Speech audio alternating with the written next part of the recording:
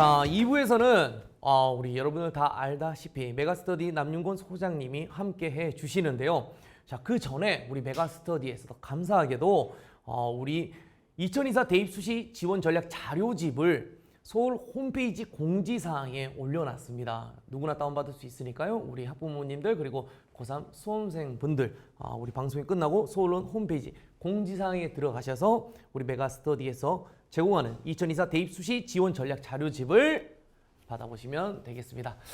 자, 이제 바로 모셔보도록 하겠습니다. 역시 라이브 보시는 분들 짝짝짝 큰 박수로 맞이해 주시면 감사하겠습니다. 입시계 전략왕 남윤곤 소장님을 모십니다. 짝짝짝짝. 네, 인사드리겠습니다. 남윤곤입니다. 네, 자, 우리 인사와 함께 기다린 분들이 너무 많아서 바로 명강의 시작을 해주시면 감사하겠습니다. 네. 제가 올해 수시 설명회는 오늘이 처음이거든요. 오늘 처음인데 서울시에서 이제 조금 빨리 설명을 진행했기 때문에 우리가 이제 수시 원서접수까지 이제 생각을 하면 2개월하고도 이제 이틀이 남아 있어요. 그러다 보니까 실제로 이제 남아 있는 기간 동안에 여러분들이 어떻게 준비를 해야 될지, 그리고 이제 어떻게 나중에 원서를 써야 될지 간단히 좀 설명을 좀 들어보도록 할게요.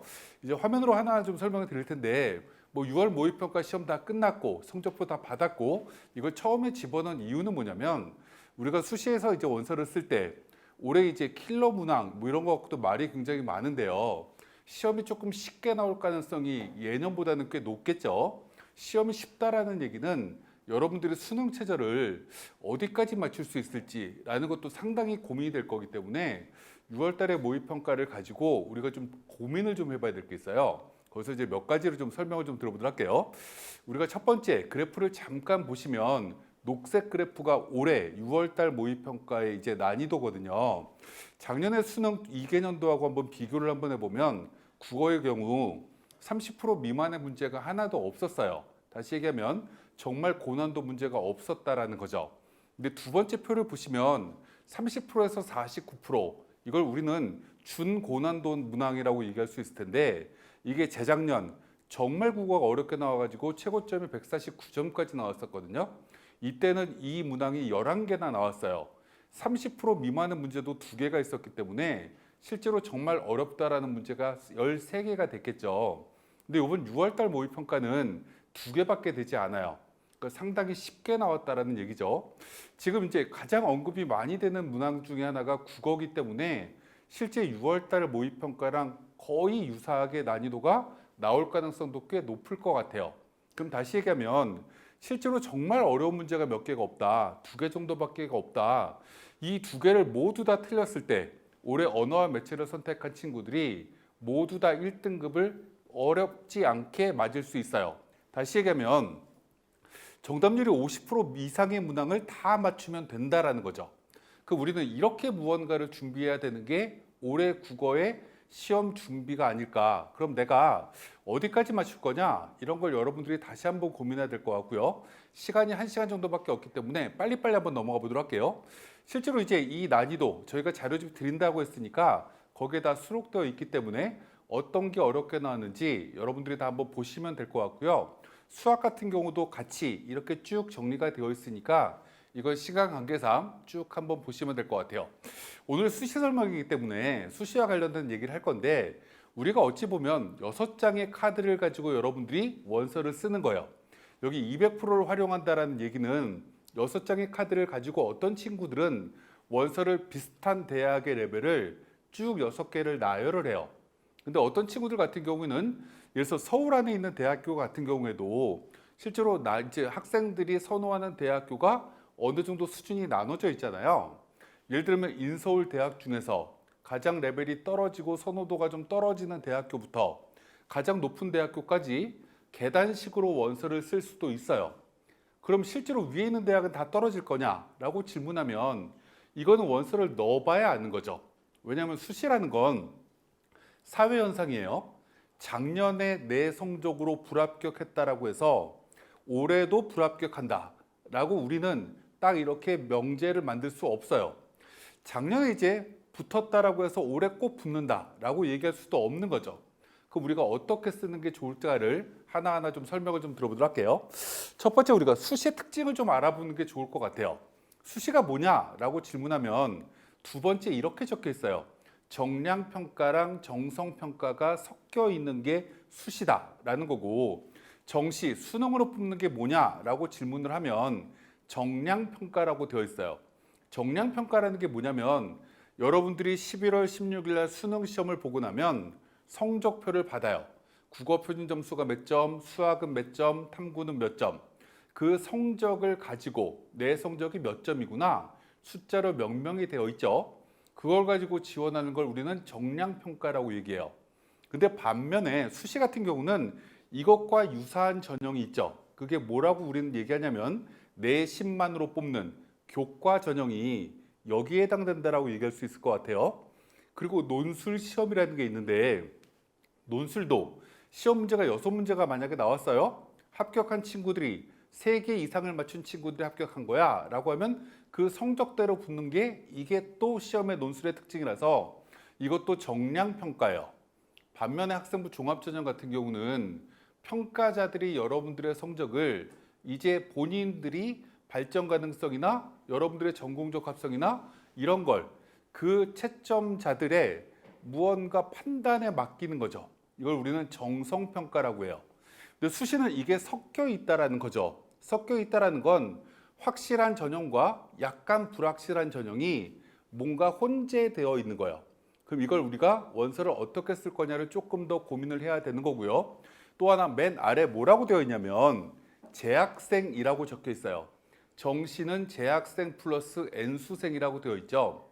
참고적으로 올해 2024 6월 모의평가를 봤더니 재수생이 10,000명 정도 이상 늘었어요. 이상하다. 매년 재수생이 늘어요. 그 이유를 우리가 설명을 하면 요즘 학생들이 워낙 의대 쪽에 관심이 많아요. 상위권 대학을 가야지 취업이 잘 된다라는 생각을 굉장히 많이 해요. 거기에다가 요즘은 이제 평균 수명도 굉장히 길어졌죠. 여러분들은 과학적으로 얘기를 하면 4명 중에 1명 정도는 120살까지 산대요. 그럼 실제로 1년 더 투자하는 게 학생들한테는 크게 인생에 무언가 긴 기간이 아니라고 생각하는 친구들이 많아진 것 같아요. 그러니까 자꾸 수능으로 도전을 해요. 그래서 정시 같은 경우는 경쟁자가 더 있는 거죠. 그럼 우린 이걸 뭐라고 얘기를 할 수 있냐면 재학생과 재수생 모두 다 시험을 보는 올림픽 같은 제도가 정시다라고 얘기할 수 있는 거고요. 수시 같은 경우에는 내신은 3학년 1학기만 확정이 돼요. 수시에서 쓰는 내신은. 그럼 이 내신이 고정값이 되어 있는데 재수생들 같은 경우는 이 성적이 작년이나 올해나 똑같잖아요.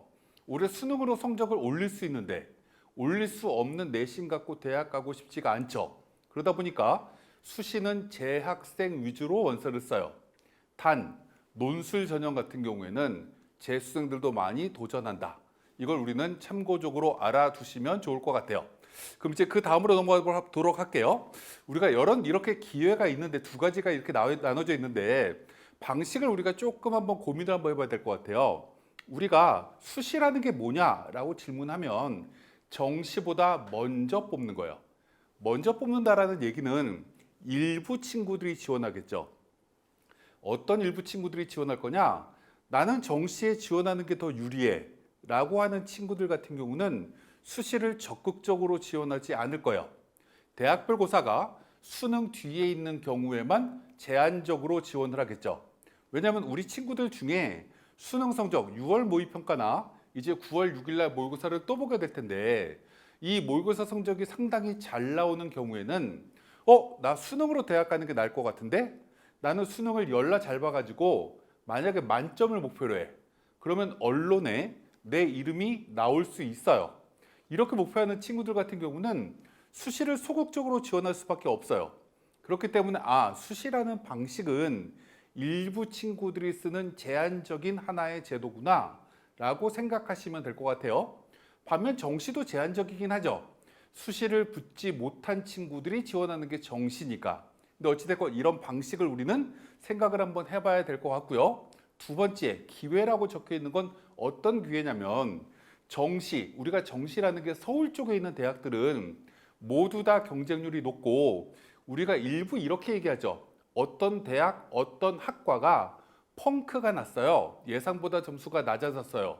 이런 게 일부 있긴 하지만 실제로 지역에 있는 대학들은 요즘 학생들을 못 채우는 대학도 꽤 많아요. 그럼 실제로 이제 정시는 상위권 대학은 경쟁률이 높고 하위권 대학은 이제 나중에 그냥 수능 시험만 봐도 들어갈 수 있는 대학이 있는 거죠. 근데 이제 수시라는 거 그럼 우리가 수시관점으로 보면 지방에 있는 대학을 꼭 써야 될까? 인기 학과들 빼고? 라고 질문하면 정시에는 그냥 들어갈 수 있는데 라고 생각되면 수시는 기회 요소가 되죠. 아, 이 대학은 빼고 나머지 대학교를 쓸 수 있겠구나 라는 기회 요소로 여러분들은 생각하시면 될 것 같아요. 우리가 기본적인 건 이렇게 얘기를 하고 이제 그 다음 얘기로 한번 넘어가 보도록 할게요. 이게 잘 안 넘어가네. 이제 다음 넘어갔어요. 우리가 이제 원서를 쓸 때 그 다음에 또 한 번 고민을 해야 될 것 중에 하나가 이런 거예요. 수시 아까 말씀드렸지만 교과도 있고 종합도 있고 논술도 있다라고 했어요. 근데 그 중에 가장 명확하게 여러분들이 지금 가지고 있는 성적은 내신 성적밖에 없죠. 지금 기말고사가 다 끝났고 아마 이번 주가 지나고 나면 3학년 1학기 내신도 확정이 돼서 여러분들이 알게 될 거예요. 아, 그럼 난 1학년 1학기 내신이 몇 등급이고 3학년 1등급까지, 3학년 1학기까지 몇 등급이라는 내신이 다 확정돼요. 그럼 수시에서 원서를 쓰기가 제일 쉬운 전형은 교과 전형이 되는 거죠. 아, 그러면 수시 6장을 가지고 여러분들이 원서를 쓸 때 제일 먼저 판단 기준을 삼아야 되는 게 뭘까? 라고 질문하면 교과 가지고 우리는 생각을 해야 돼요. 난 교과로 서울대 지역균형 선발 전형, 물론 교과 전형은 아니지만 그거 추천을 받아서 원서를 쓰는 게 맞을까? 연세대학교 면접형은 고려대학교 학교 추천은 이렇게 무언가를 위해서부터 쓸 수 있는 대학교를 여러분들이 쭉 봐야죠. 그걸 이 부분 일반적으로 결정을 딱 할 때 여기 대학교는 작년 성적으로 됐을 때 봤을 때 붙겠구나 라는 대학이 있으면 그 대학에서 멈추면 돼요. 교과 전형에서 딱 멈췄는데 이 대학이 정시로 내가 갈 수 있는 대학인가를 그 다음에 판단해 보면 되죠. 작년의 입시 결과를 어디가라는 사이트거나 그 대학의 홈페이지거나 들어가 보면 작년에 국어 성적, 수학 성적, 탐구 성적이 다 나와 있어요. 그 성적하고 여러분들이 6월 모의고사, 9월 달에 볼 모의고사 성적을 비교해 보면 아, 내가 수능 11월 16일 날 보고 나면 이 대학을 갈 수 있겠구나, 어렵겠구나라는 게 판단이 될 거예요. 그래서 만약에 교과로 이 대학을 써야 되겠다라고 판단할 때는 못 가겠구나, 정시로는 라고 생각되는 대학에서 무언가 멈춰야 되는 거죠.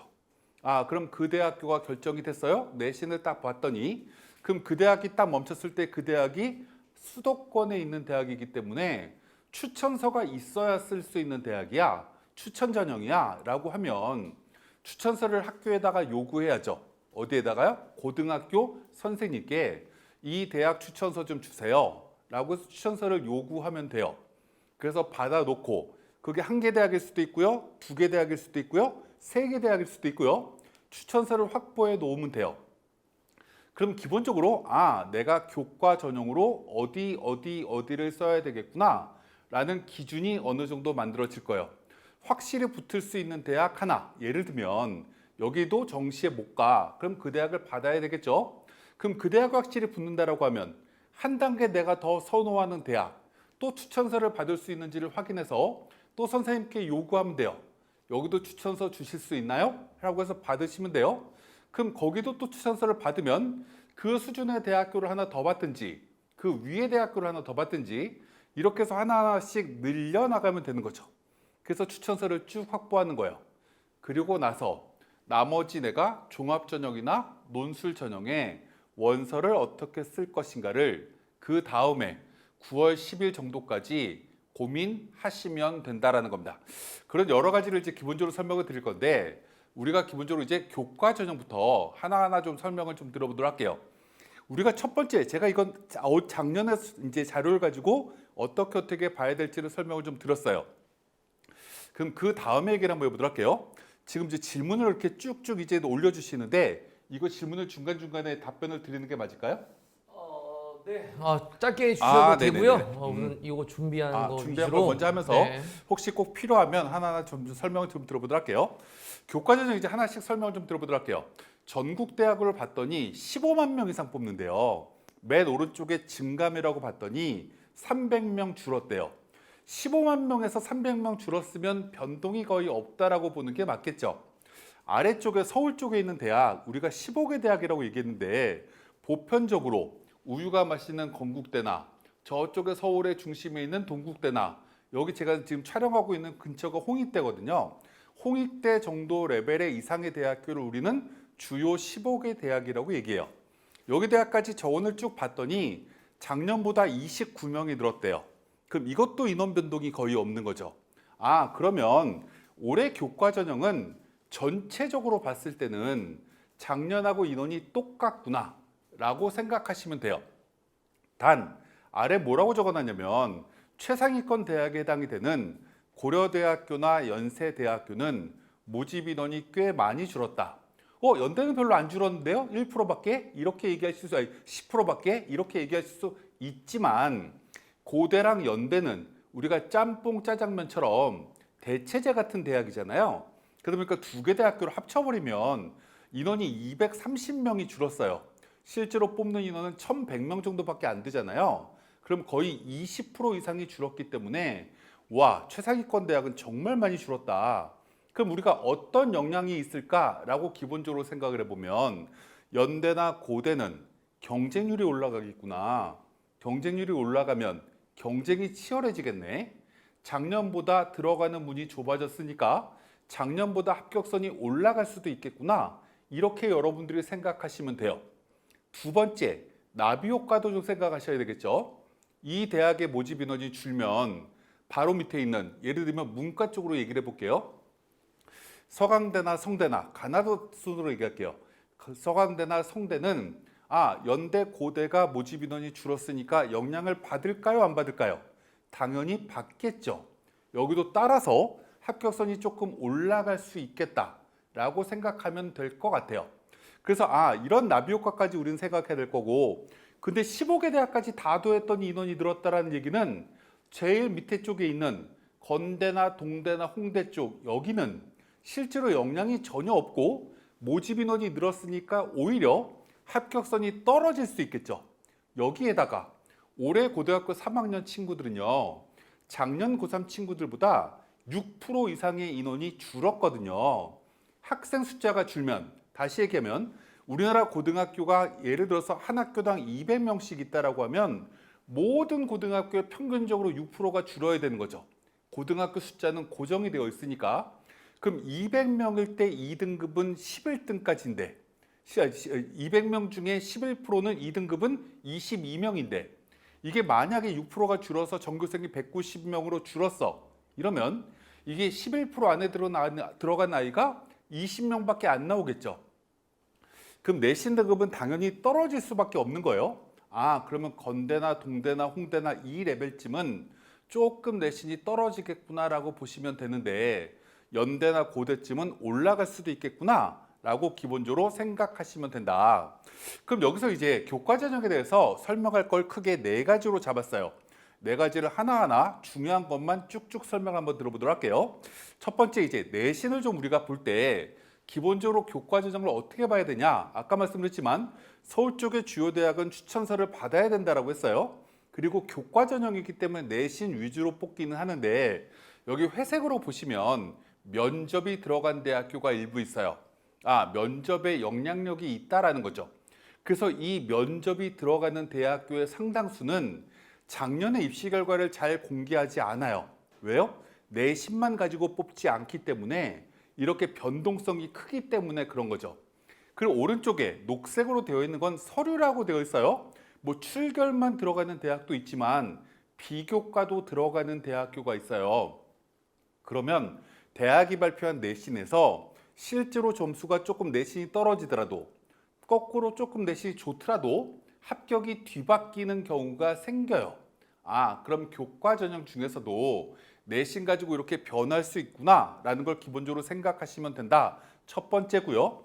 두 번째, 대학들이 내신을 환산하는 방법이 조금씩 달라요.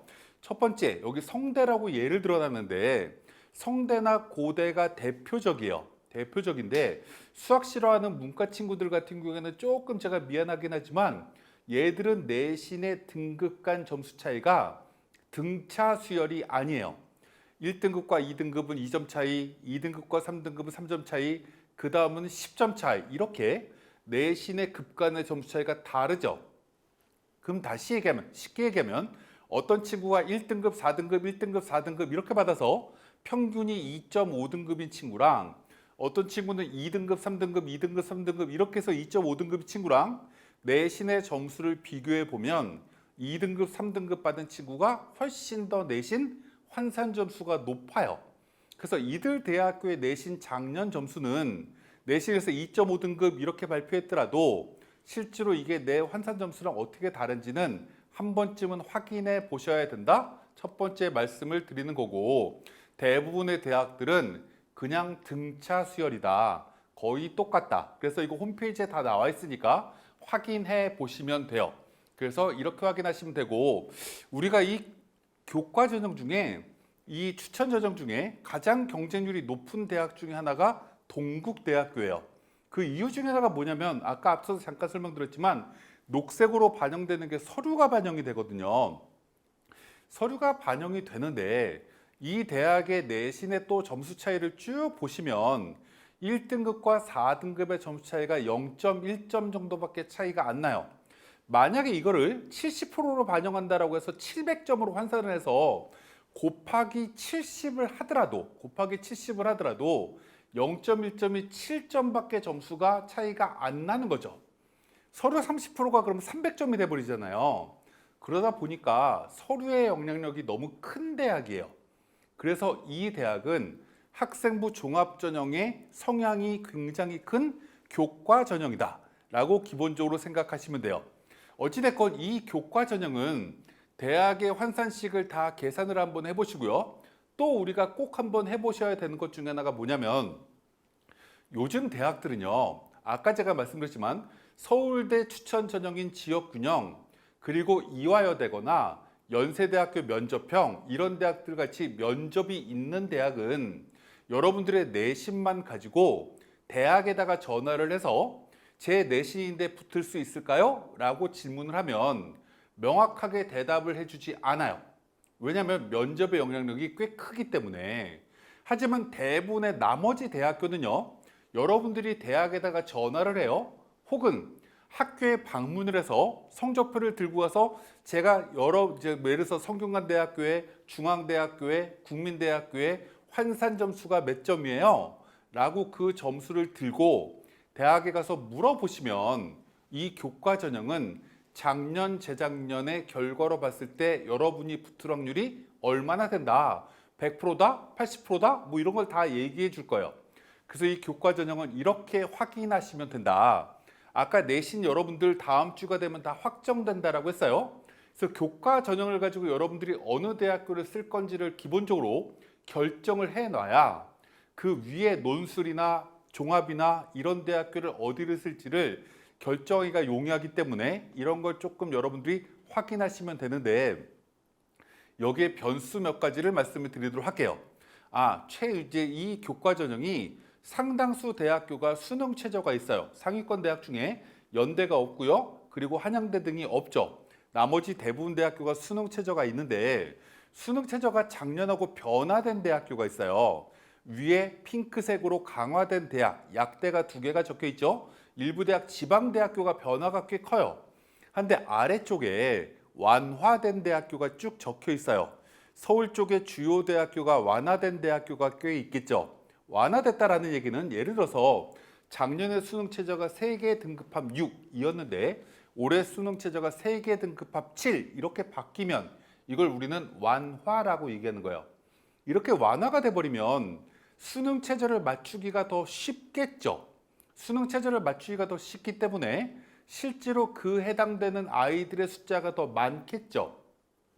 그래서 어찌 보면 합격선이 올라갈 수도 있어요. 합격선이 올라갈 수도 있는데 여기에 여러분들이 생각을 하나 해주셔야 될 것 중에 하나가 뭐냐면 아까 제가 잠깐 말씀드렸지만 올해 고3 친구들이요.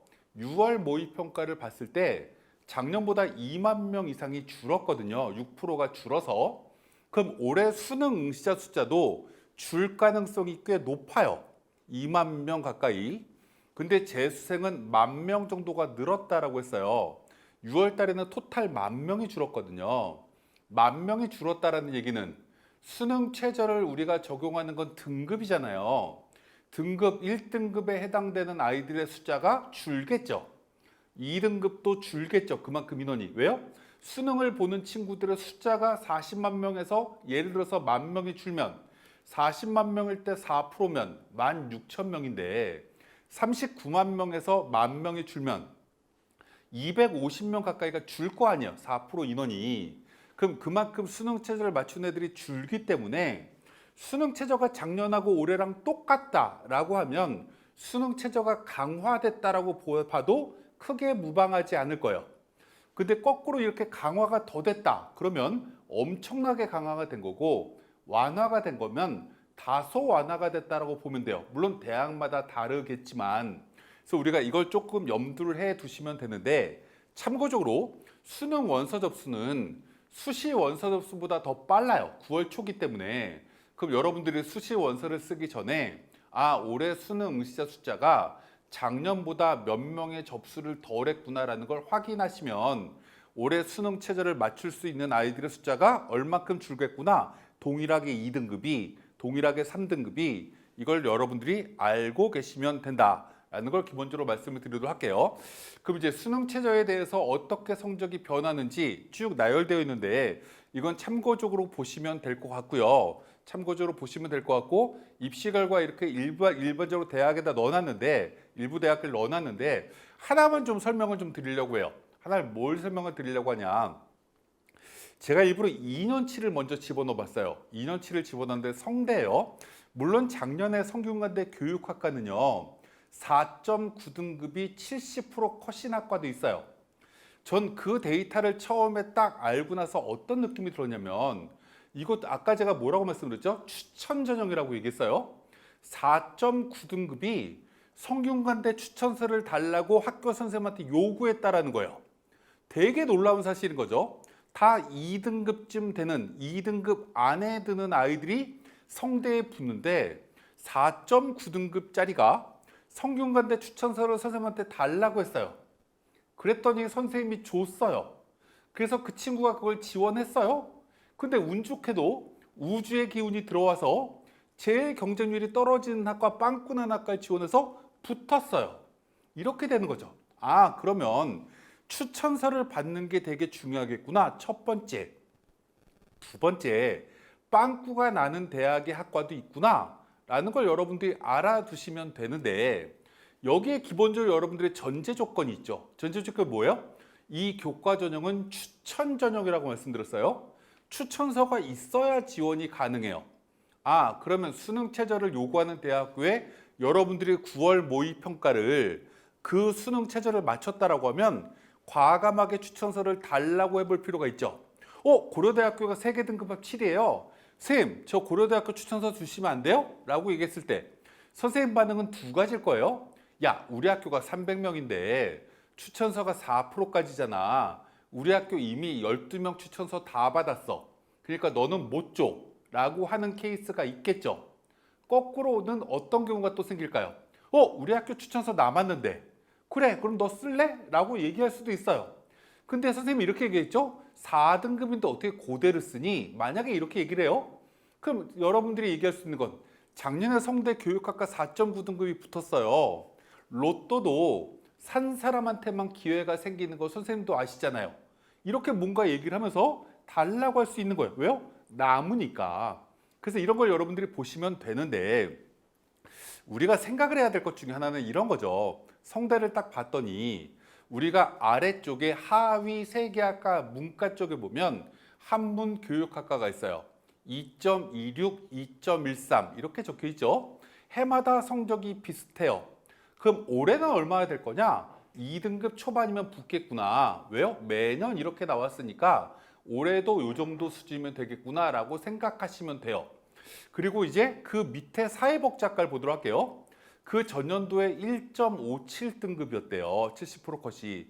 되게 높은 거죠. 정말 높다 보니까 학생들이 와, 이렇게 내신이 높아? 라고 하니까 다음에 원서를 덜 써요. 그러니까 합격선이 뚝 떨어지는 거죠. 아, 우리가 한문교육학과 갈래? 사회복지학과 갈래? 이렇게 질문하면 아빠가 예를 들어서 훈장을 하고 계시면 한문교육과가 가겠다라고 얘기하겠지만 상당수 아이들이 사회복지를 가는 게 낫겠다라고 얘기할 수도 있어요. 근데 사회복지학과가 이렇게 내신이 더 떨어진다라는 걸 보이면 올해는 사회복지학과가 또 거꾸로 다시 내신이 좋아질 수도 있겠죠. 이런 학과들을 우리는 뭐라고 얘기를 하냐면 변동성이 큰 학과라고 얘기를 해요. 변동성이 크려고 하면 전년도 입시 결과가 너무 낮으면 이게 갑자기 굉장히 내신이 좋은 아이들이 막 몰리게 되겠죠. 반대로 전년도에 내신이 너무 좋았으면 그 다음에 뚝 떨어질 수도 있어요. 이렇게 무언가 변동된다라는 걸 기본적으로 우리가 하나 참고적으로 보실 필요가 있어서 교과 전형 원서를 쓸 때 또 하나 우리가 염두에 둬야 될 것 중에 하나, 지금 학생들도 이 영상을 보고 계시겠지만 학부모님들도 영상을 보고 계실 거예요. 이 수시의 원서 접수가 대부분 대학교가 9월 15일 날 마감이에요. 이날이 아마 금요일일 거예요. 금요일 날 학생들은 어디를 가죠? 학교를 가요. 그러면 9월 15일 날 원서 접수 대부분 대학교가 5시 마감인데 경쟁률 2시까지 정도까지 가르쳐 주거든요. 그러고 나면 실제로 마지막에 눈치 작전하기가 되게 어려워요. 왜요? 학생이 없으니까. 그래서 이 교과 전형 같은 경우에는 마지막에 경쟁률이 굉장히 많이 올라가지 않아요. 그렇기 때문에 여러분들이 기본적으로 참고하셔야 될 것 중에 하나는 막판까지 경쟁률을 좀 볼 필요가 있다 라는 걸 기본적으로 말씀을 들어보도록 할게요. 쭉 너무 내용이 많기 때문에 쭉 제가 이제 말하는 동안 쭉 넘겼고요. 그걸 제가 왜 말씀드리냐면 이런 거예요. 여기 지금 2011, 2022, 2021, 2022 이렇게 집어넣는데 국민대를 한번 넣어봤어요. 국민대를 넣어봤는데 2021에 맨 오른쪽에 경쟁률 보니까 10.77대 1 이렇게 되어 있죠. 근데 그 오른쪽에 2022에는 20대 1이라고 되어 있어요. 이게 해마다 교과 전형은요, 경쟁률의 부침 현상이 진짜 크거든요. 경쟁률이 이렇게 낮으면 10.7이 낮냐라고 질문하면 안 낮다라고 여러분들은 느끼시겠지만 수시를 여러분들은 6장 들고 있어요. 그럼 여러분들이 예를 들어서 한 명이 손오공처럼 6명으로 변화되는 거예요. 6장을 중복적으로 집어넣으니까 10.7대 1이 꽤 높은 경쟁률은 아니거든요. 이럴 때 최저가 2.5등급이었어요. 근데 2022 때 20대 1로 올라가니까 내신이 더 좋아지죠. 그러면 경쟁률에 영향이 있는 거니까 실제로 여러분들이 확인하실 때는 이렇게 경쟁률을 마지막까지 확인하실 필요가 있다.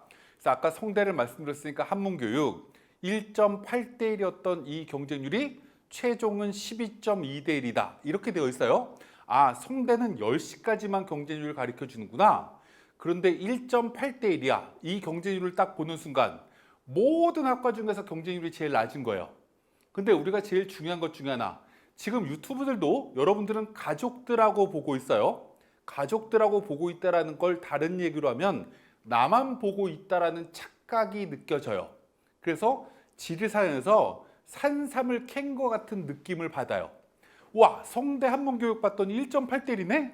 여기 경쟁률 너무 낮다. 여기다 원서를 써야지. 이렇게 아이들은 느낀다라는 거죠. 그래서 경쟁률이 12대 1까지 올라가요. 근데 바로 밑에 있는 한문학과는 2.4대 1. 직전에 0.6대 1 살짝 높으니까 아이들이 덜 지원하죠. 그래서 맨 오른쪽에 평균도 차이가 꽤 크죠. 밑에 살짝 경쟁률이 10시까지 높았던 학과가 오히려 평균이 더 낮아요. 그 밑에 있는 학과들을 쭉 보더라도 한문교육과가 내신이 상당히 높은 걸 우리가 알 수 있죠. 여기서 우리가 또 하나 알아두셔야 될 것 중에 하나, 그렇다라고 하면 실제로 이 경쟁률을 볼 때 극단적으로 낮은 학과는 막판에 폭발할 수 있겠구나 라는 걸 여러분들이 기본적으로 알아두시면 되겠다. 그래서 경쟁률을 매년 좀 이렇게 확인하셨으면 좋겠다라는 말씀을 드리고 이제 종합전형으로 넘어가 보도록 할게요. 종합전형 아까 제가 교과가 고대나 연대나 고대가 줄었다라고 얘기했죠. 그 반대로 이 종합전형은 고대랑 연대가 모집 인원이 400명 가까이가 늘어났어요. 아, 그러면 교과 인원의 상당수를 종합으로 넘겨왔구나 라고 우리는 생각할 수가 있죠. 거기에 또 하나 우리가 생각해야 될 것 중 하나가 고려대 학업우수형 같은 경우는 작년까지는 교과랑 이 학업우수형 종합을 두 개를 동시에 쓸 수 있었는데 올해는 동시에 지원이 안 되죠. 와, 그럼 고대는 올해 경쟁률이 작년에 비해서 대폭 낮아지겠는데? 라고 생각할 수 있죠. 대체제인 연대도 늘어났으니까 경쟁률이 더 낮아지겠구나 라고 우리는 생각하시면 돼요. 반면에 그 오른쪽에 있는 홍대는 상당히 인원이 줄었어요. 왜 줄었냐면 이 인원이 거꾸로 교과로 상당수가 넘어갔거든요. 아, 이렇게 우리는 보시면 돼요. 전체적인 인원을 보면 주요 대학교는 모집 인원이 안 줄었다 라고 우리는 확인하시면 되고, 전국에 있는 대학교가 모집 인원이 좀 줄었구나 라는 걸 기본적으로 확인하시면 될 것 같아요. 종합전형에 제가 이제 오늘 설명드릴 내용은 크게 세 가지라고 볼 수 있을 것 같아요. 세 가지를 하나하나 좀 설명을 좀 들어보도록 할게요. 이제 학생들이 이제 채팅창을 쭉 보다 보니까 심리전, 눈치 싸움 이렇게 되어 있는데, 실제로 이 원서를 쓰는 건 사회현상이에요. 사회현상이라는 건 이런 얘기죠. 우리가 오늘 지금 비가 엄청나게 많이 와요. 실제로 어저께부터 각종 뉴스를 계속 틀면 제일 먼저 메인 뉴스가 오늘 비 되게 많이 온다라고 했어요. 굉장히 비가 많이 오는 건 그대로 지금 맞아떨어지고 있어요.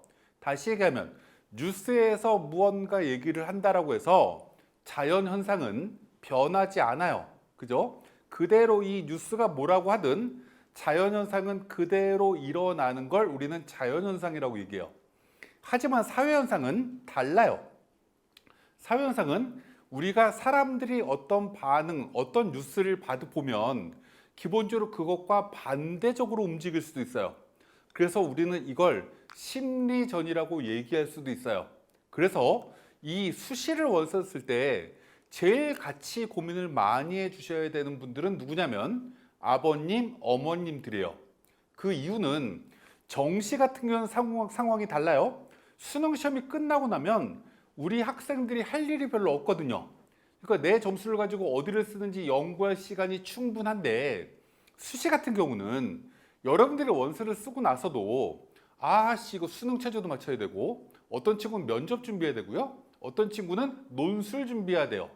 이걸 원서 쓰기 전에도 고민해야 되는 시간이기 때문에 심각하게 고민을 너무 많이 하고 앉아 있으면 여러분들이 공부를 하는데 무언가 학력을 진작시키는데 이게 방해 요소가 되는 거죠. 그래서 수험생들, 고3 친구들 같은 경우는 기본적으로 이렇구나라는 거 확인하시면 되고, 나중에 아버님, 어머님이 이런 대학을 쓰면 어떠니? 라는 얘기를 할 때 최종적으로 컨펌만 해주시면 돼요. 맞아, 거기 써주시면 될 것 같아요. 거기는 난 수능 때 갈 수 있어요 라는 얘기를 하시면 돼요. 근데 부모님께서도 이런 얘기를 중간중간에 자꾸 얘기하지 마세요. 중간중간에 자꾸 얘기를 하면, 예를 들면 이런 거죠. 우리가 기본적으로 우리 아이한테, 예를 들면 우리 아이한테 아버님, 어머님이 야, 너 내신 가지고 딱 봤더니 서울 쪽에 WS 대학교가 있더라, 숭실대라고. 너 내신 가지고 숭실대를 쓰면 교과전형으로 붙어 라고 얘기를 하면요, 상당수 50%가 넘어가는 친구들은요 그 대학 가기 싫어요. 왜냐면 딱 맞춰서 부모님이 그 대학이 너의 적정 대학이라고 얘기를 할 거 아니에요. 적정 대학이라고 딱 얘기를 하면 학생들은 그 대학이 대부분 가기 싫은 대학이라고 판단이 돼요. 그러면 아빠 엄마가 얘기하는 게 짜증나겠죠. 그럼 뭐라고 얘기할까요? 그 대학 안 가 라고 얘기를 할 거 아니에요. 그래서 마지노선의 대학은요 굳이 우리 아이한테 먼저 얘기하시면 안 돼요. 9월 6일 날 9월 모평을 보고 나서 그때가 되면요 학생들이 어느 정도 제정신으로 돌아와요. 수능 시험이 되면 어느 정도 대학까지는 못 가겠구나, 이제 자기 판단을 한다라는 거죠. 그때 이후에 얘기하시면 돼요. 맨 밑에 있는 대학들은 그 위에 있는 대학들도 기본적으로 먼저 얘기하실 필요가 별로 없어요. 그래서 그건 나중에 조금 어느 대학을 쓰자 말자는 9월 6일 이후로 늦춰 놓으셔도 된다. 원서 접수는 9월 15일까지다. 라는 걸 기억을 꼭 하셨으면 좋겠어요. 그럼 이제 종합전형을 하나하나 우리가 얘기를 한번 해보도록 할게요. 우리가 종합전형은 이런 걸 반영한대요. 학업 역량도 반영하고요. 진로도 반영하고요. 공동체 역량도 반영한대요. 학업 역량은 당연히 내신하고 세특 가지고 반영하는 거고요. 진로 역량 같은 경우는 세부 능력 및 특기사항, 동아리 활동 등등을 가지고 반영하는 거고요. 공동체 역량이라는 건 1학년, 2학년 담임 선생님, 동아리 담당 선생님 등등이 써주신 내용을 가지고 판단하는 거죠. 이 세 가지를 어우러서 판단하는 건데 기본적으로 이제 판단할 때 어떤 요소가 있는지를 하나하나 이제 판단할 텐데 첫 번째 학업 역량부터 하나씩 우리가 얘기를 한번 해보도록 할게요. 우리가 학업 역량, 내신 성적이라고 얘기를 해도 크게 다르진 않을 것 같아요. 제 내신이 2등급인데 여기 붙을까요? 라고 우리가 학생부 종합전형을 얘기하면 그건 붙는다, 떨어진다라고 우리가 얘기하기가 상당히 어려운 게 종합전형이에요. 왜요? 평가자, 다시 가면 입학사정관들의 가치 판단이 거기에 들어가는 거죠. 그럼 우리가 이걸 조금 더 이제 관심 있게 확인하셔야 되는데 여러분들의 내신은 다 알고 계시다시피 이렇게 구성이 되어 있어요. 이렇게 구성이 되어 있는데 우리가 기본적으로 이제 하나하나 확인 한번 해보도록 할게요. 대학들이 뭘 확인하나를 이제 하나하나 우리가 확인할 텐데 첫 번째 이제 핑크빛으로 이렇게 보도록 할게요. 와, 118명이다. 전체 수강생이 문학이라든지 수원이라든지 이런 과목은 전체 수험생이 다 들을 거 아니에요. 전체 우리 학교 전교생이 이 학교는 118명짜리 학교구나 라고 대학은 첫 번째 판단해요. 그럼 우리가 대학은 이런 생각을 하겠죠.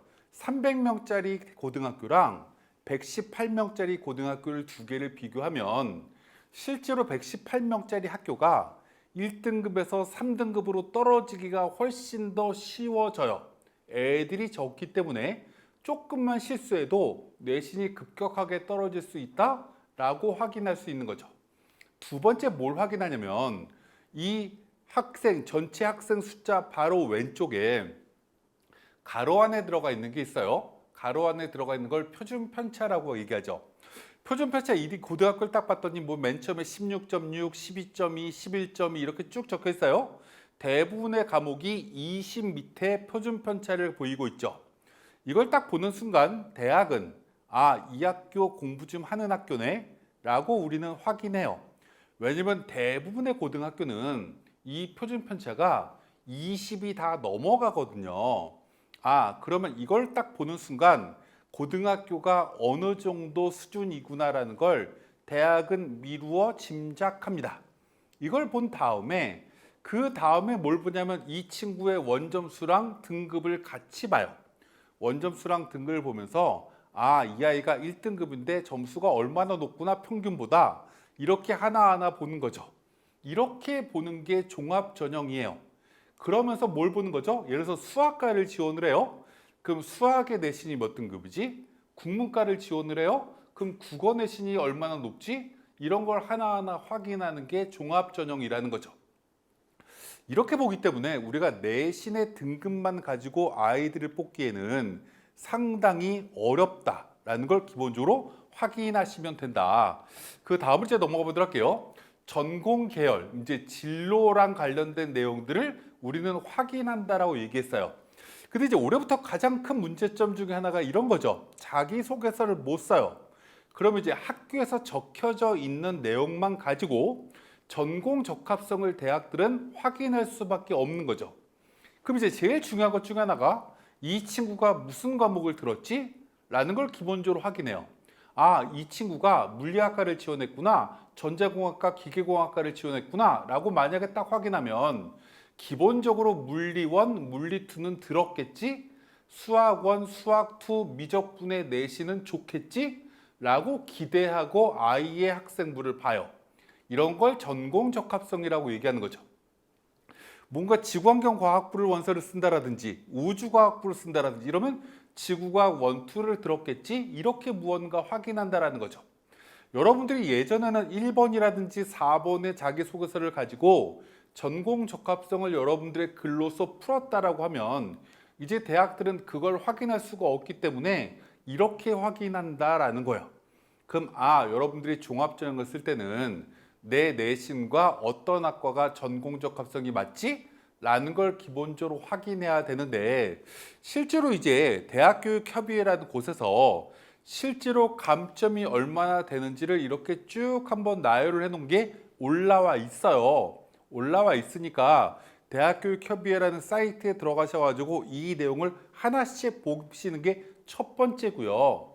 두 번째, 내가 지원하려고 하는 대학의 학생부 종합전형에 설명하는 가이드를 보시면 이게 있는 대학들이 상당히 많아요. 이걸 가지고 내가 이 학과를 지원하는데 이 과목이 없으면 안 된다라고 적혀 있으면 피해야 되는 거죠. 이런 것까지를 확인하셔야 된다. 그래서 내가 어떤 학과를 지원해야 되고 어떤 학과는 피해야 되고 이런 걸 모든 대학교를 한번 여러분들이 지원하실 때 보고 예를 들면 이런 거예요. 제가 한양대학교 문과 계열을 지원할 거예요. 딱 학생부 종합전형의 가이드북을 딱 봤더니 나는 이 학과는 지원하면 안 되겠네. 전공 적합성이 안 맞아서 이렇게 지워 놓으시면 되겠죠. 지워 놓고 나서 그 다음에 뭐 하시면 돼요? 여기가 작년에는 어느 정도 성적으로 붙었는지 대학에다가 물어보실 필요도 있겠죠. 작년하고 올해하고 차이점은 자기소개서가 있냐 없냐 정도밖에 차이가 없어요. 물론 작년에도 자기소개서가 없는 대학도 있었지만 있는 대학도 있었기 때문에 그럼 큰 차이는 이거밖에 없다라는 거죠. 그럼 대학들을 가지고 이렇게 대학에다가 전화를 하거나 방문해서 물어보셔도 돼요. 마지막으로 하셔야 될 건 그러면 내가 지원할 수 있는 대학의 학과가 예를 들어서 나는 경희대학교의 무슨 과 중에서 지원을 해야 되겠다라고 어느 정도 대학의 풀을 좁혀 놓는 거죠. 학과의 풀을. 그 다음에 9월 15일에 마지막 경쟁률을 확인하시는 게 종합전형을 지원할 때도 필요한 하나의 전략이다 라는 걸 기본적으로 확인하시면 되고요. 두 번째 또 얘기를 하셔야 될 것, 말씀드릴 것 중에 하나가 종합전형은 상당수 대학교가 면접을 봐요. 면접을 보는 이유는 전공 적합성을 판단하기 위해서도 그렇고요. 인성을 평가하기 위해서도 그렇고 대학들이 원하는 인재를 뽑기 위해서 면접을 필요로 하는 대학도 있고 필요가 없다라고 판단하는 대학도 있어요. 근데 이걸 우리가 학생 입장에서 보면 예를 들면 이런 거예요. 우리가 서울 쪽에 있는 대학을 여러분들이 원서를 쓰려고 해요. 지금 오늘 이 유튜브를 대부분 서울 쪽에 있는 친구들만 보고 있을 텐데 서울 쪽에 있는 친구가 서울에 있는 대학교를 원서를 쓰면 면접날, 예를 들어서 10월 셋째 주 토요일 날이 면접 날이에요. 그 면접을 보러 가는데 왔다 갔다 해봐야 두세 시간이면 끝나잖아요. 그래서 하루 정도면 크게 문제가 안 될 정도로 무언가 면접 보는 소요 시간으로 끝날 텐데 만약에 우리 학생이 서울에 사는 게 아니라 거제도에 살아요. 완도에 살아요. 울릉도에 살아요. 이렇게 지역적으로 먼 곳에서 살면 서울 쪽에 있는 대학교를 면접을 그것도 수능 11월 16일 전에 면접을 보는 대학교를 보러 오고 싶을까요? 보러 오고 싶지 않을까요? 라고 질문하면 보러 오고 싶지 않겠죠. 거기다가 그 대학이 수능 최저도 있다라고 하면 진짜 보러 오고 싶지 않을 거예요. 왜요? 수능 준비하는데 본인이 밸런스가 깨져버릴 가능성이 너무 높을 거니까.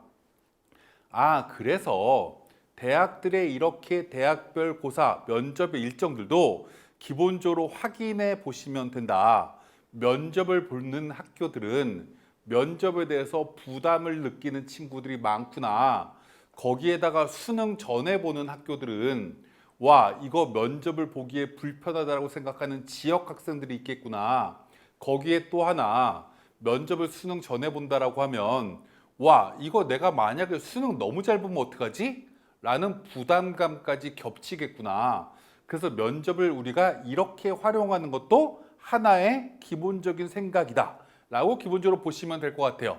이런 걸 우리가 기본적으로 생각하시면 된다라는 걸 좀 말씀을 드리고, 근데 이제 하나 알아두셔야 될 것 중에 하나가 뭐냐면, 다 그런 건 아니지만 자연계 친구들의 성향은요, 일반적으로 자연계 친구들의 성향은 면접 보는 걸 별로 좋아하지 않아요. 근데 문과 친구들은요, 상대적으로 고등학교를 다니면서 자연계 학생들에 비해서 내신 성적이 많이 치였죠. 수학 내신이 자연계 애들 때문에 내신이 낮아요. 와, 우리 학교는 과학 과목도 의무적으로 들으려고 해서 과학 내신도 낮아요. 와, 그래서 평균적으로 내신이 낮아요. 이거를 극복하려고 하면 면접이 꼭 필요해요. 라고 생각하는 친구들도 꽤 많아요. 그래서 우리가 분포적으로 보면요, 문과 쪽은 면접을 보는 학교들이 상대적으로 경쟁률이 높은 경우가 꽤 높아요.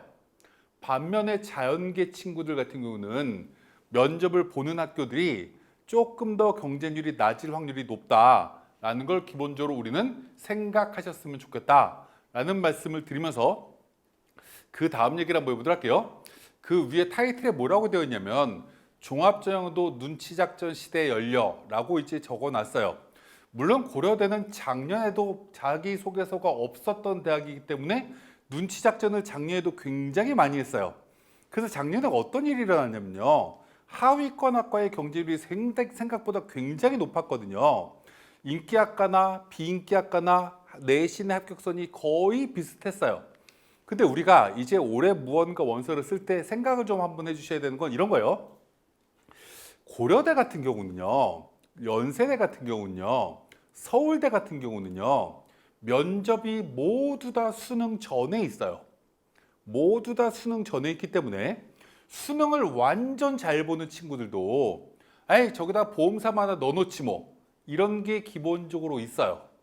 거기에 두 번째, 고등학교 선생님들은요, 서울대, 연대, 고대, 서울대, 고대, 연대 실적을 높이고 싶어 해요. 그래야 우리 고등학교가 명문고등학교라고 무언가 인정을 받고 싶어서.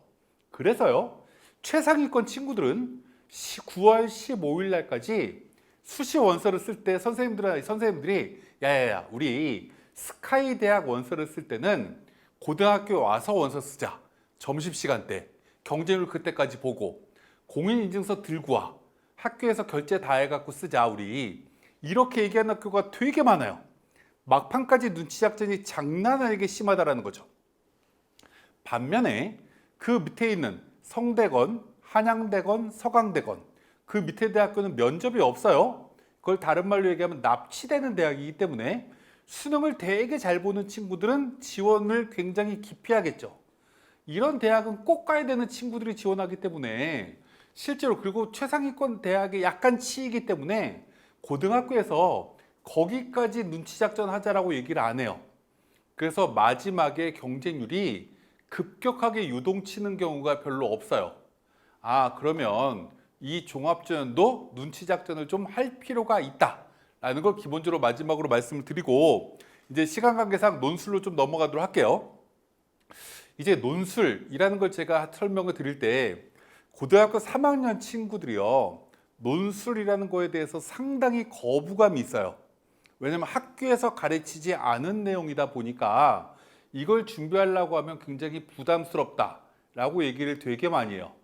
근데요, 제가 재수학원 원장도 겸임하고 있거든요. 그런데 요즘 재수생들도요, 논술을 원서를 잘 안 쓰려고 해요. 왜냐라고 질문하면요, 과거에는 정시 수능으로 뽑는 인원이 전체의 23%밖에 안 됐던 적이 있어요. 주요 대학교, 상위권 대학교가 30% 미만이었어요. 이럴 때는 정시 수능으로 뽑는 문이 워낙 좁다 보니까 수시도 공략해야 된다라고 해서 논술 준비를 되게 많이 했거든요. 근데 최근에는 수능으로 뽑는 인원이 40%나 되잖아요.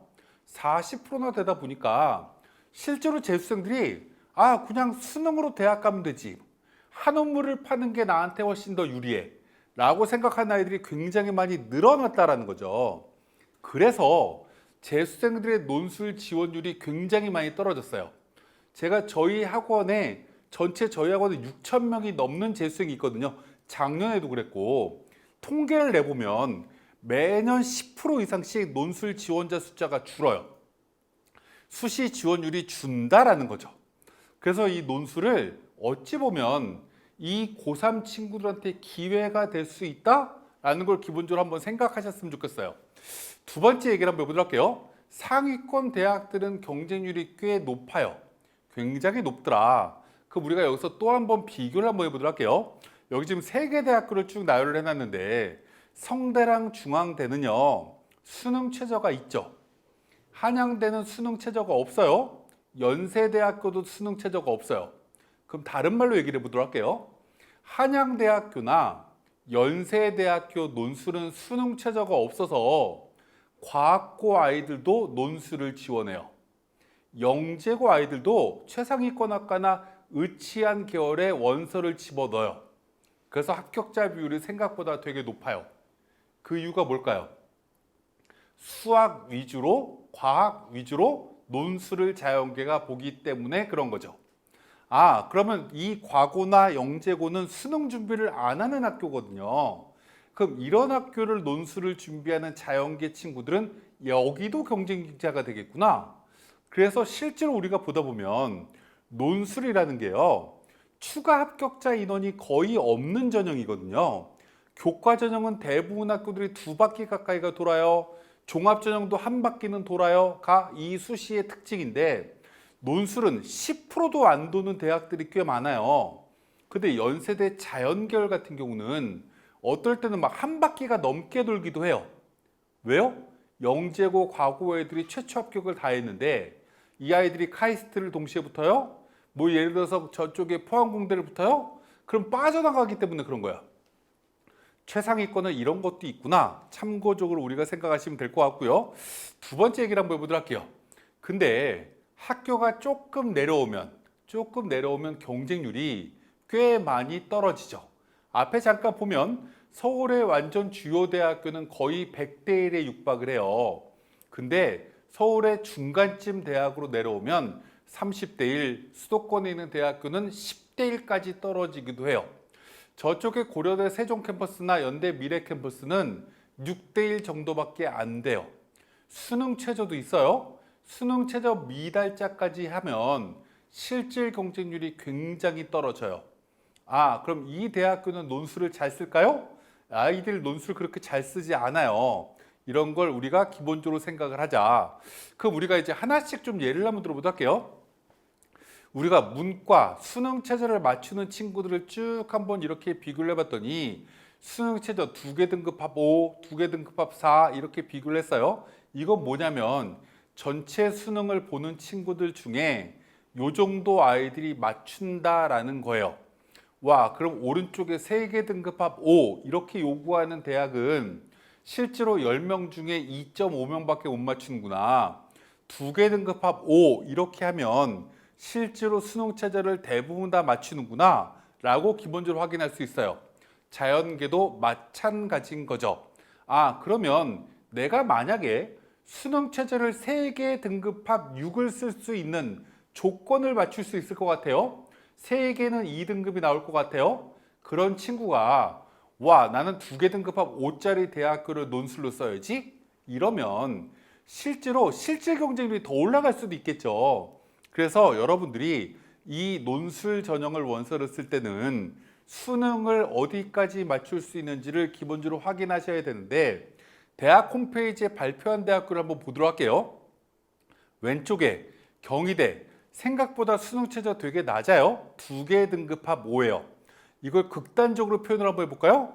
영어를 2등급 하나 맞고요. 사회탐구나 과학탐구 한 과목을 3등급 맞으면 2개 등급합 5예요.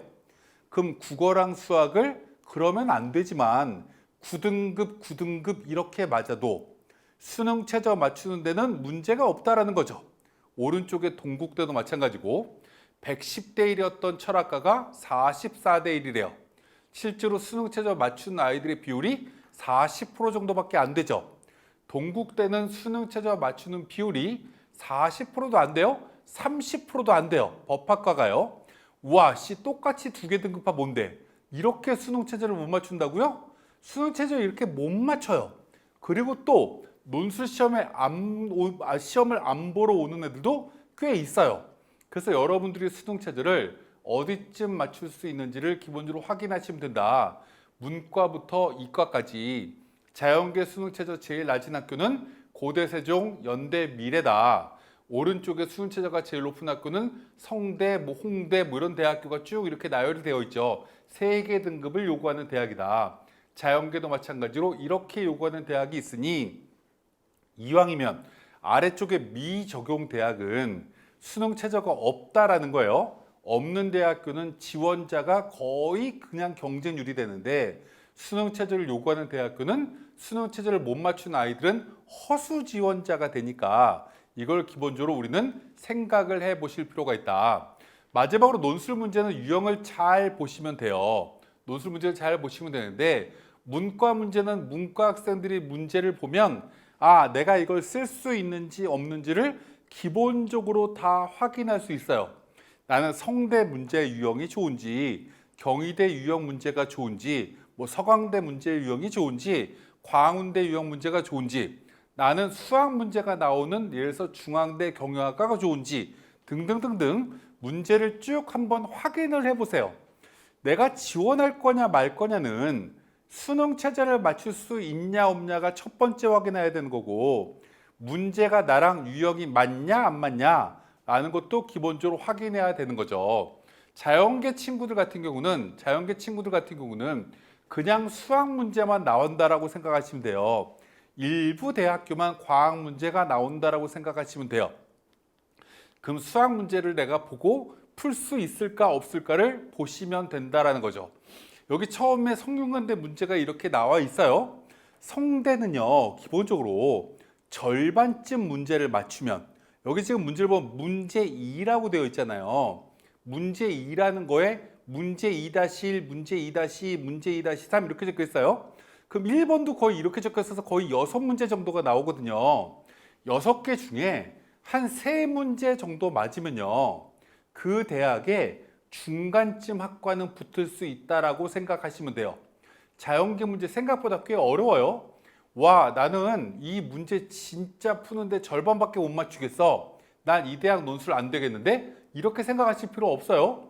논술 정반쯤 맞추면 논술에 충분히 경쟁력이 있는 친구다 라고 생각하시면 되고요.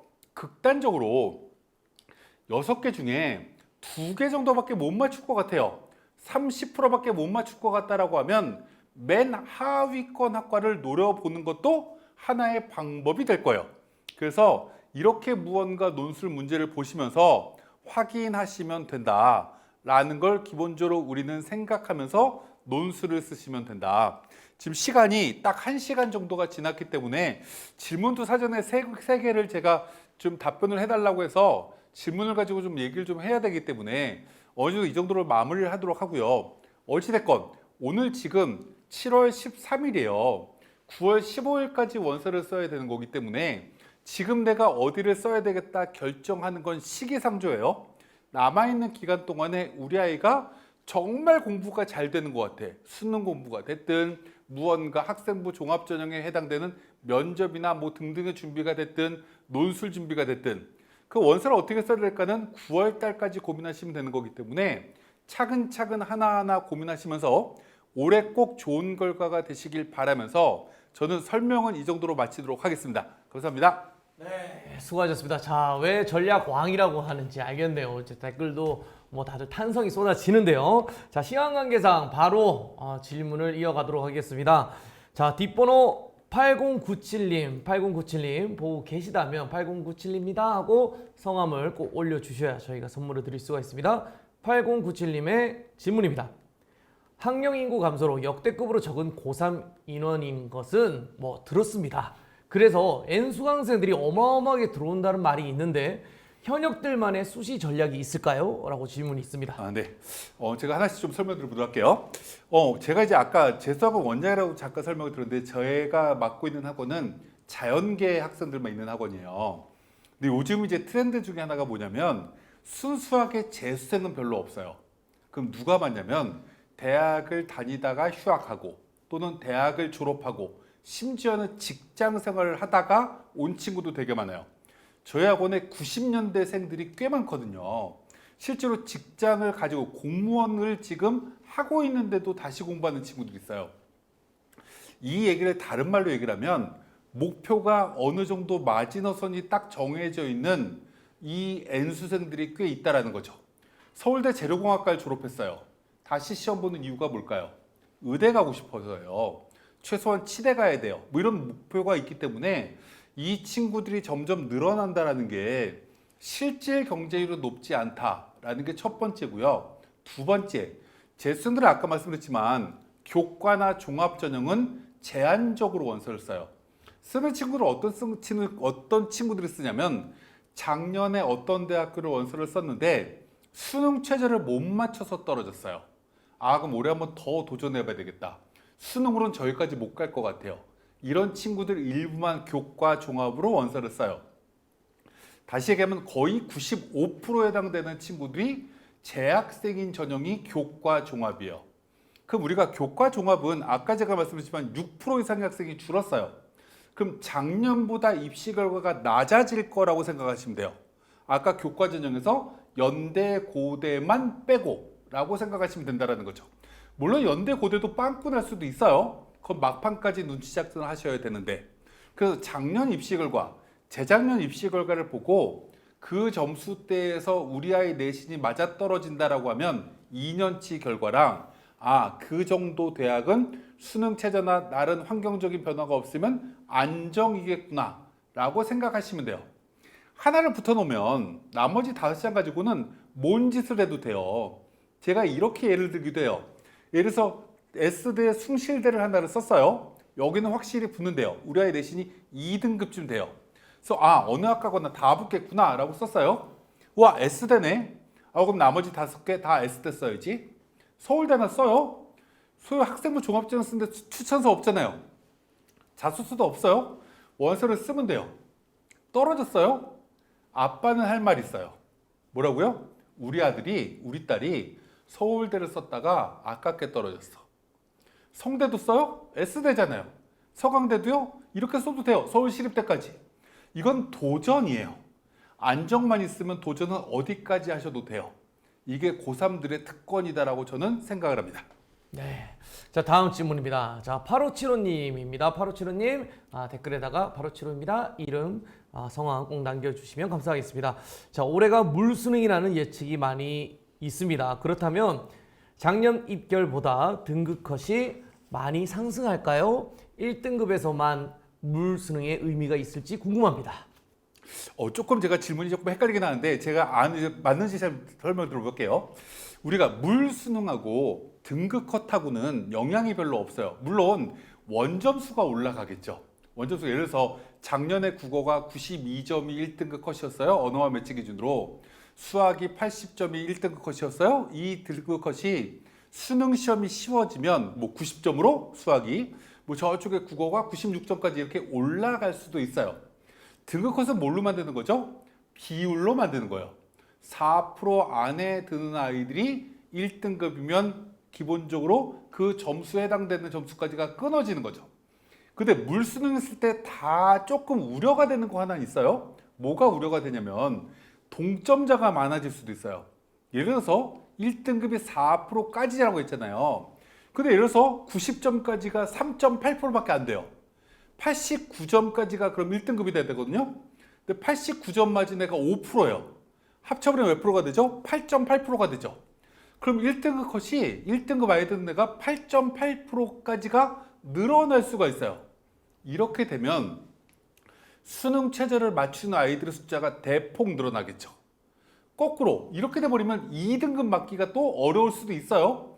그래서 이건 등급 컷은 1등급이 늘어나면 2등급 숫자가 줄어요. 2등급이 들어가면 3등급 숫자가 줄어요. 이렇게 무언가 끊어지는 이게 문제가 되는 거 첫 번째라서 수시에서 수능 최저를 맞추는데 정말 최선을 다하셔야 되는 거고요. 물수능이 되면 실수를 유발하시면 안 돼요. 실수를 유발하시면 안 된다는 게 수능 시험을 봤을 때 굉장히 긴장도가 높을 거거든요. 그때 알던 문제를 틀리면 가장 천추한이 돼요. 모르는 걸 운 좋게 맞으면 정말 기분 좋은 거고요. 모르는 걸 틀리면 그냥 당연한 거고요. 근데 알았는데 틀려요? 이런 문제가 되게 심각한 거죠. 근데 이게 시험이 쉬워지면 알았는데 실수를 하나 틀리면 등수가 뒤로 확 밀리는 문제가 되니 물수능 조금 쉽게 나온다라고 했을 때 실수를 줄이는 방법을 이번 여름방학 동안에 내가 학력을 앞으로 증진시키는 것과 더불어서 이 노력도 같이 더불어 하셨으면 좋겠습니다. 네, 감사합니다. 자, 이제 마지막 질문입니다. 유튜브 통해서 아이디 신보아님이 해주신 질문입니다. 경희대, 중앙대, 건국대 작년 입시 결과를 보았을 때 3점대 아이들도 합격을 하고 4점대 아이들도 있지만 드물더라고요. 이게 특목고 아이들이라고 생각하면 될까요? 저희 아이도 가능할까 싶어서 수치를 볼 때마다 고민이 생깁니다. 또 하나 질문이 있습니다. 아이 모의고사 성적이 3월부터 계속 떨어지고 있습니다. 정시 라인을 보았을 때 인서울은 가능은 하나 그 학교 지원하는 것보다 분교 학교이면서 서울에 없는 학과를 지원하면 어떨까 싶은 생각이 듭니다. 분교에 대하여 입시 전략적인 면에서 어떠한지 궁금합니다. 아, 네. 질문이 되게 기네요. 경희대, 건국대, 중앙대라고 말씀하신 것 같아요. 우리가 예를 한번 들어보도록 할게요. 이제 우리가 어떤 예를 드냐면 문과 쪽에요. 외고, 국제고를 더하면 30개가 넘어요. 근데 이제 특히 외고는 학생부를 대학에서 딱 보는 순간 얘는 외고 학생이다라는 게 기본적으로 보여요. 이유가 뭘까요? 일반 고랑 배우는 커리큘럼이 전혀 다르기 때문인 거죠. 제2외고와 관련된 과목이 굉장히 숫자가 많으니까 기본적으로 그냥 확인이 돼요. 두 번째, 전국의 외고 중에요. 전교생이 300명이 넘어가는 외고가 몇 개 안 돼요. 근데 이게 대부분 서울 쪽에 몰려 있어요. 지방의 대전외고 정도밖에 없어요. 그럼 대학은요? 우와, 이거 300명이 넘어가는 외고네. 이렇게 딱 보면 그냥 고교 알림이라는 사이트에 딱 들어가서 전교생 숫자를 딱 확인하는 순간 이거 대원외고네. 와, 이거 한영외고네. 이거 대전외고네. 이렇게 확인이 가능해요. 대학은요, 그래서 외고 학생들을 뽑는데 대원외고는 몇 등급까지, 명덕외고는 몇 등급까지, 한영외고는 몇 등급까지, 경규외고는 몇 등급까지 이렇게 뽑기가 되게 쉬워요. 이렇게 뽑다 보니까 문과 쪽은요, 이렇게 외고 학생들이 되게 많아요. 왜? 30개가 넘어가기 때문에 8,000명 가까이가 되거든요. 그러니까 경희대, 건국대 이 레벨까지 이 아이들이 다수 들어가요. 반면에 자연계가 있어요. 자연계에 과고가 있어요. 과고의 전교생은 100명 정도밖에 안 돼요. 전교생이 제일 많은 학교 중에 하나가 세종과고예요. 세종과고는 한 140명 정도 되는 걸로 알고 있어요.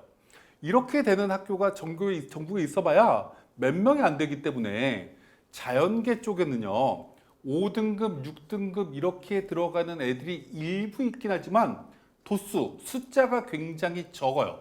아, 그럼 그 아이들이 몇 명 이렇게 경희대 같은 경우에는 점으로 막 이렇게 찍어놨거든요. 맨 끝에 몇 명 이렇게 들어갔던 걸 자연계다 그러면 아, 이거 과학고구나. 건국대도 자연계 과학고구나. 이렇게 확인하시면 돼요. 건국대는 최저라는 등급을 보여주거든요. 그럼 이렇게 보여주니까 이런 아이들이 일부 있어요. 일반고는 여기에 현혹되시면 안 돼요. 현혹되면 안 된다라는 걸 기본적으로 말씀을 드리면 경희대 같은 대학교나 이런 대학교는 이렇게 쭉 이제 표에다가 이렇게 점을 찍어서 보기는 제일 많이 뭉쳐있는 쪽이 일반고다라고 보시면 된다라는 걸 이제 말씀을 드리고, 그래서 종합전형 그렇게 확인을 하시는데 아까 말씀드렸지만 요즘 대학에서는 상담을 다 해주고 있으니까 종합전형에 대해서 기본적으로 확인하고 대학에다 물어보시면 돼요. 물어볼 때 대학은 이렇게 얘기를 안 된다라는 얘기를 잘 안 해요. 왜요? 종합전형의 경쟁률이 너무 떨어지면 문제가 되기 때문에 무언가 될 만한 조금 모자른 친구들까지도 지원을 시키려고 노력을 해요. 그래서 무언가 조금 어려울 것 같기도 하고 될 것 같기도 하고 이렇게 얘기를 하면 안 될 가능성이 높다라고 생각하시면 된다. 상담을 꼭 받아보셔라 라고 말씀을 드리고, 요즘 분교 아까 잠깐 말씀하셨는데 우리가 요즘 생각을 좀 한번 해보셔야 될 것 중에 하나가 이런 거예요. 요즘은요, 대학을 졸업하고 기업체에 취업할 때 공기업이든지 대기업 같은 경우에는 실제로 블라인드를 굉장히 많이 해요. 지금 고등학교도 블라인드 하지만 대학교도 이제 취업을 할 때 블라인드를 되게 많이 하거든요. 근데 여기서 되게 중요한 것 중에 하나가 이런 걸 것 같아요. 내가 내 성적에 비해서 과분한 대학교를 들어가요. 우리가 문 닫고 들어갔다라는 얘기를 가끔 하거든요. 문 닫고 들어갔다는 얘기가 무슨 얘기예요? 10명을 뽑으면 10등, 9등, 8등 여기로 들어갔다는 얘기죠. 들어갈 때는 기분 되게 좋아요. 왜요? 꼴찌로 들어갔는데 같은 구성원이 되니까. 근데 그건 입학식 때까지 좋은 거예요. 대학교 1학년 때 처음에 중간고사 봐요? 기말고사 보고 학점을 딱 받아요? 와, 씨, 우리 학과에는 천재만 있는 것 같아요. 이 아이는 굉장히 자존감이 낮아져요. 내가 무언가 이 친구들하고 대화를 할 때 쟤들은 굉장히 높은 도약을 꿈꾸고 있는데 쟤들도 못 이기고 있는 나는 무언가 조금 낮은 쪽을 무언가 찾아봐야 되니 무언가 내가 자꾸 작아지는 느낌을 가져요. 반면에 내 성적이 조금 이 정도가 되는데 조금 낮은 학과를 들어가요. 그럼 이걸 우리는 군계일학이 될 수 있다라고 얘기할 수 있어요. 성적에 비해서 높은 학과를 들어가면요, 잘하면 수석이 되죠. 잘하면 입학식 날 총장 앞에서 무언가 선서를 할 수도 있어요. 4년 장학금 뭐 이런 거 받을 수도 있죠. 그럼 이 친구는 대학 다니는 동안 농담으로 땡땡이도 못 쳐요. 전교생 얼굴 다 알아서. 근데 이 친구는 그 학교를 다니는 순간 자존감이 되게 높아져요. 와, 나는 무언가 되게 열심히 하지 않아도 친구들의 능력이 조금 떨어져서 굉장히 내가 우월감을 가지면서 학교 생활을 할 수 있어요. 우월감을 가지고 자존감을 가지고 대학 생활을 하면 새로운 시도를 꿈꿀 수도 있거든요. 그래서 너무 높은 대학교만 가려고 노력을 안 하시는 게 현재 상황의 트렌드를 보면, 여러분들이 사회생활을 할 때의 트렌드를 보면 어찌 보면 새로운 도전을 하기 위해서 하나의 방법이 될 수도 있어요. 분교라고 아까 말씀하셨는데 그 학교에 내가 원하는 학과가 있다라고 하면 도전해 보시는 것도 저는 추천드리고 싶습니다. 네, 신부아님, 정확한 또 답변이 되셨을 것 같습니다. 우리 신부아님이 저예요 하고 이렇게 아까 댓글에 티를 내주셨는데, 그래서 이렇게 본인의 질문이 이렇게 채택이 됐다면은 이게 딱 티를 내주시면은 저희가 선물을 드리도록 하겠습니다. ABC 마트 3만 원 상품권을 드리도록 하겠습니다. 축하드립니다. 자, 이렇게 현실적인 답변 그리고 정말 열정을 다해서 우리 약속된 시간보다 훨씬 더 길게 또 많은 정보를 주셨는데요. 다시 한번 감사의 말씀을 드리도록 하겠습니다. 감사합니다. 자, 그리고 우리 메가스터디에서 준비한 2024 지원 전략 자료집을 받을 수가 있습니다. 어디에서냐면 서울론 홈페이지 공지사항에 가시면 다운로드 가능하도록 자료집을 업로드를 해놨습니다. 우리가 다시 한번 우리 소장님께 우리 댓글로라도 박수를 짝짝짝 한번 해볼까? 짝짝짝짝짝. 네, 감사합니다, 소장님.